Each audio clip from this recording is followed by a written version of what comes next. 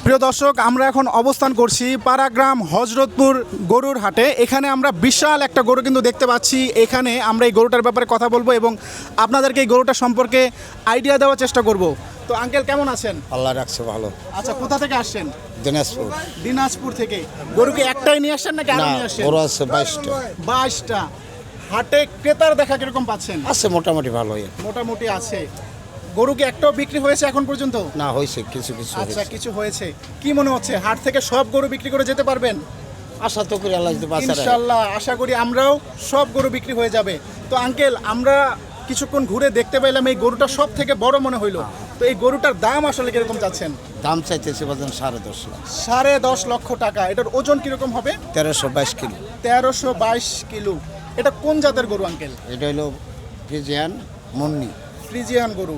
ওকে, আমরা হচ্ছে এই গরুটার ব্যাপারে একটু বলেন। এটা কি বাড়িতে পালন হয়েছে নাকি কোনো না, খামার। খামারে? এরকম গরু কি আরো আছে নাকি এটাই আপনার সব থেকে বড় গরু? সবচেয়ে বড় গরু। এটাই সব থেকে বড় গরু। যদি কেউ আসে, মানে এই 10.5 লাখ টাকার নিচে কি সেল করবেন নাকি ওইখানেই সেল করুন বাজান। নিচে সেল করার ইচ্ছা আছে? কত পর্যন্ত নামতে পারবেন আঙ্কেল? বাজান 7.5 লাখ টাকা দাম বলতে। 7.5 পর্যন্ত বলতেছে। আপনার আশা কত? 800 হলে ছেড়ে দিবেন। বিশাল বড় একটা গরু আমরা দেখতে পাচ্ছি। কি মনে হচ্ছে, মানে এই গরু আজকে কালকের মধ্যে কি বিক্রি হবে? হয়ে যাবে, আজকে বিক্রি হয়ে যাবে। ইনশাল্লাহ আজকেই বিক্রি হয়ে যাবে। আঙ্কেল, আপনি একটু বলেন, আপনি গরুর মানে আপনি কি হন, মানে মালিক বা হাটের মালিক? আমরা হাটের ইজারা দেয়। আচ্ছা, হাটের ইজারা দেন। আপনাদের হাটে এরকম সাইজের গরু কি আরো এসেছে? হ্যাঁ, আসে। বেচা কিনা কিরকম হচ্ছে হাটে? তো অনেক ভালো হয়। অনেক ভালো হচ্ছে। বিশেষ করে আজকে থেকে হাটটা আরো ভালোভাবে জমে উঠেছে আমরা দেখতে পাচ্ছি। এবং আজকে থেকে তো ঈদের আগের দিন পর্যন্ত দিনরাত 24 ঘন্টা হাট জমবে। চলবে, জি জি। আচ্ছা, এখানে যারা ক্রেতা হিসাবে আসছে তাদের উদ্দেশ্যে কিছু বলেন। তাদের আমাদের সার্বিক সুযোগ সুবিধা তাদের জন্য আছে। আমরা প্রতিটা ঢোকা লোক রাখছি। আমরা মাইকিং করে দেই এখানে যেন কোনো অন্যায় অত্যাচার বা ওই মলম পাঠি বিভিন্ন সুবিধার জন্য আমাদের লোক আছে। প্রতিটা ঘাটে আছে।